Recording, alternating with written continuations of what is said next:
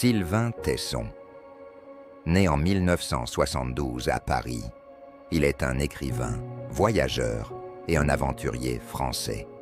Il est admiré pour son style lyrique, méditatif et parfois philosophique, en faisant dialoguer la nature sauvage et les questions existentielles.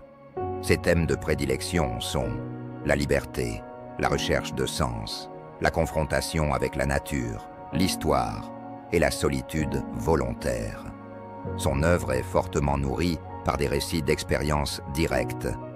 Ce qu'il voit, ressent, endure et nous le transmet sous forme de dimensions poétiques et existentielles. Le voyage pour lui est fondamentalement sa philosophie de vie.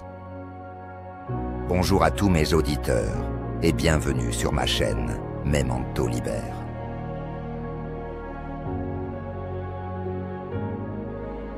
J'étais tombé du rebord de la nuit, m'étais écrasé sur la terre. Il avait suffi de 8 mètres pour me briser les côtes, les vertèbres, le crâne. J'étais tombé sur un tas d'os. Je regretterai longtemps cette chute, parce que je disposais jusqu'alors d'une machine physique qui m'autorisait à vivre en surchauffe. Pour moi, une noble existence ressemblait aux écrans de contrôle des camions sibériens. Tous les voyants d'alerte sont au rouge, mais la machine taille sa route, et le moindre casse-cendre, à gueule d'idiot, qui agite les bras en travers de la piste pour annoncer la catastrophe, est écrasé menu. J'avais pris 50 ans en 8 mètres. Au mois d'août 2014, cet accident qu'il qualifiera de bêtise faillit lui coûter la vie. Il transforma son existence, renforçant son rapport à la nature, au temps et à la marche, comme en témoigne son livre Sur les chemins noirs. Dans son œuvre, l'écrivain traite ouvertement de l'épreuve de la douleur, de la convalescence et de la résilience. À peine sorti de rééducation, Tesson entreprend une traversée de la France à pied, du Mercantour jusqu'au Cotentin.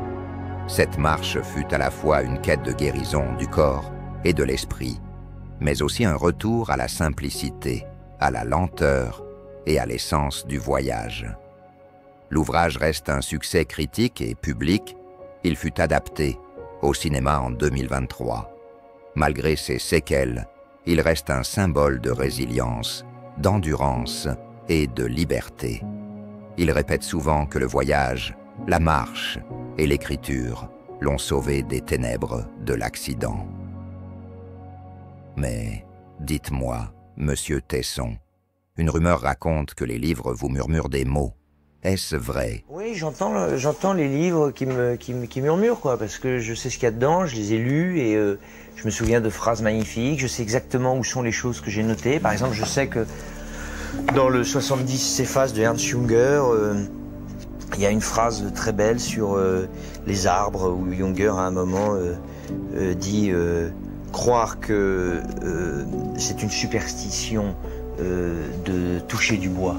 Ce n'est pas une superstition car tout le monde sait bien que les dieux sont dans les arbres. Une autre question. Si vous deviez choisir un seul livre parmi tous les vôtres, lequel choisiriez-vous et pourquoi? Enfin, c'est de la poésie, le livre, le roman, il n'y a pas un roman que j'ai relu, il y a des livres qu'on laboure, mais c'est des livres de poésie. C'est peut-être Junger que j'ai le plus labouré, dans le sens où on revient comme ça à un livre, comme on revient sur une terre, comme on revient à une femme, comme on revient à un plat, comme on revient à un spectacle d'ailleurs. Mais je ne suis pas l'homme d'un livre. Je ne sais plus qui disait « je me méfie de l'homme d'un livre ». C'est peut-être pour ça que je me méfie des monothéistes, moi, parce que je me méfie de l'homme d'un seul livre. Sylvain Tesson incarne l'esprit du voyageur indomptable, du poète à la fois discret et aventureux, qui puise la force de continuer là où d'autres auraient abandonné. Ce cheminement sur les chemins noirs, ces sentiers secrets, négligés par la modernité, devient le symbole d'une renaissance, celle du corps, mais aussi celle de l'âme. Le livre chante la France cachée, celle qui ne se donne qu'à celui qui ose s'y perdre. À chaque page, Tesson nous offre sa lucidité, son humour, sa tendresse piquante pour l'absurde et sa capacité à transformer la douleur en sagesse. La plume est vive, tranchante et sensible. Chaque phrase est cisaillement, chaque pas une victoire. Recevez notre gratitude. Après votre chute qui faillit vous briser, vous avez choisi les chemins les moins fréquentés, de votre pas boiteux et obstiné. Il témoigne de l'humilité de l'homme face à la nature et de l'orgueil indomptable du survivant que vous êtes. Sous votre plume, les paysages deviennent poèmes, les silences contiennent 1000 récits, et chaque halte sur un talus, chaque village oublié, renaissent dans la lumière de vos mots. Avant de nous quitter, une dernière question pour nos auditeurs. Comment écrivez-vous? Cherchez-vous d'abord la phrase juste, le mot rare, ou laissez-vous d'abord filer l'idée, quitte à la tailler ensuite comme une pierre précieuse? Alors moi j'écris des aphorismes, ils sont parce que ça m'amuse quoi. Et j'aime bien l'idée de l'aphorisme, j'aime bien l'idée de la forme courte, j'aime bien l'idée de la formule, j'aime bien aussi l'idée de précipiter au sens chimique du terme une vision, une pensée, une méditation, un spectacle dans le concentré des mots. Par exemple, je vous donne un exemple, je pense que lorsque La Bruyère dit « l'homme ne fait que 3 choses, il naît, il vit, il meurt, il ne se sent pas naître, il redoute de mourir et il oublie de vivre », je pense que cette phrase qui est terrible, qui est d'un pessimisme affreux, qui est une phrase d'une certaine manière pré-nihiliste en fait, eh bien, elle dit beaucoup plus de choses que de longs traités de philosophie. Voilà, il y a une puissance cinglante de l'aphorisme.